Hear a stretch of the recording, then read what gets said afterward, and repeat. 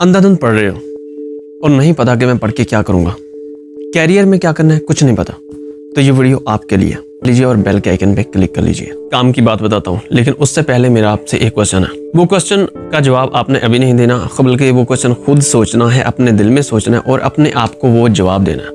वो क्वेश्चन ये है कि आपने अगर मैट्रिक कर ली हुई है और आप सोच रहे हैं कि अभी मुझे इंटरमीडिएट करनी है, यानी कि मुझे 11वीं 12वीं पढ़नी है। क्वेश्चन ये है कि क्यों, आपको क्यों पढ़ना है, क्या रीज़न है? क्या आप इसलिए पढ़ रहे हो कि आपके घर वाले कह रहे हैं कि पढ़ो, या आपके रिलेटिव्स खुश हो रहे हैं, आपको एडमायर कर रहे हैं, आपकी तारीफ कर रहे हैं कि वाह बच्चा तो पढ़ रहा है, कमाल की बात है। चलो ये तो क्वेश्चन हो गया। अब बताता हूँ काम की बात। क्या आपको पता है कि जब आप मैट्रिक कर लेते हो तो तब आप लिखा हुआ पढ़ सकते हो, पढ़ा हुआ लिखने के काबिल हो जाते हो, आप लोगों में इज्जत से उठ बैठ सकते हो, अपने मामलात लोगों को बता सकते हो, अपने मामलात हैंडल कर सकते हो।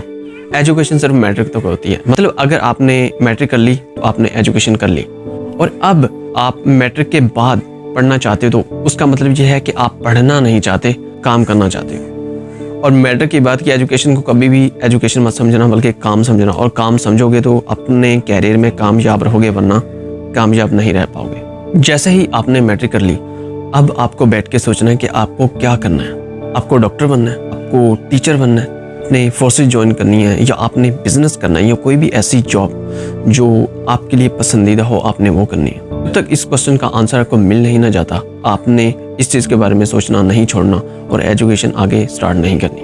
और जैसे ही इस क्वेश्चन का आपको आंसर मिल गया तो तब आगे बढ़ो, और क्या करना है वो मैं आपको बताता हूँ। डॉक्टर बनना है तो अपने आप को कंपटीशन में रखो, अपने मार्क्स की परसेंटेज 90 से 99% रखो, अपने आप को हमेशा कंपटीशन में रखो ताकि आप हमेशा दूसरों से आगे निकल सको। आपने जब इंटरमीडिएट एजुकेशन कंप्लीट कर ली तो तब आपने MBBS में एडमिशन लेना है, तो आपको अच्छी यूनिवर्सिटी देखना होगी, और अच्छी यूनिवर्सिटी के लिए अपनी फ़ीस वगैरह तैयार करके रखनी है, पैसा वैसा तैयार करके रखना है। तब आपने किसी लोकल डॉक्टर जो प्रैक्टिस कर रहा है उसके साथ जाके प्रैक्टिस करनी है। आपको किसी क्लिनिक पे इंटर्नशिप करनी पड़ती है तो आप इंटर्नशिप करोगे। आपको वेबसाइट पे जाना है, ब्लॉग्स पढ़ने, आर्टिकल्स पढ़ने हैं, आपको कोरा पे जाना है, क्वेश्चनिंग करनी है, फेसबुक पे जाओ, ग्रुप्स ज्वाइन करो, और वहाँ जाकर ये सारी क्वेश्चनिंग करो जो भी आपके माइंड में आता है, जो डॉक्टर बनने के लिए आपके लिए यूजफुल हो। ये सारी चीज़ें करने के बाद आप जो है एक बहुत अच्छा वेल रिसर्च और परफेक्ट मैन बन सकते हो एक डॉक्टर बनने के लिए, और तब आप कंपटीशन कर सकते हो। आपने सोचा कि मुझे टीचर बनना है, तो टीचर बनने के लिए वो सब्जेक्ट जो आपको बहुत ज़्यादा अच्छा लगता है उस पर बहुत ज़्यादा मेहनत करो, उसके टॉपिक्स को बहुत अच्छी तरह समझो, अपने आप को कंपटीशन में रखो। शुरू ही से जब आपने मैट्रिक कर लिया, अब FSC करना चाहते हो तो आप प्राइमरी स्कूल से लेकर हाई स्कूल तक के बच्चों को प्राइवेट स्कूल्स में पढ़ाओ, एक्सपीरियंस लो, अपने आप को टीचिंग कम्युनिटी में अपडेट रखो।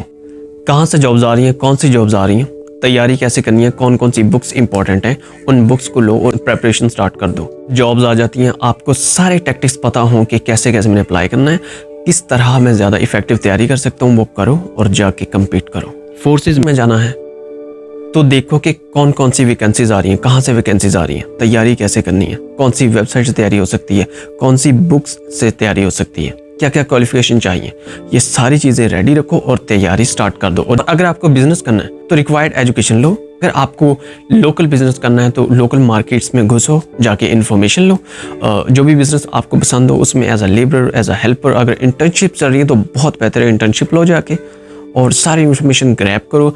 अमीर लोगों ने अपनी बुक्स लिखी हैं या उन पे बुक्स लिखी गई हैं, वेल रिसर्च बुक्स, आप पढ़ो, उनसे इंस्पायर हो, उनसे आइडियाज़ लो और आगे बढ़ो।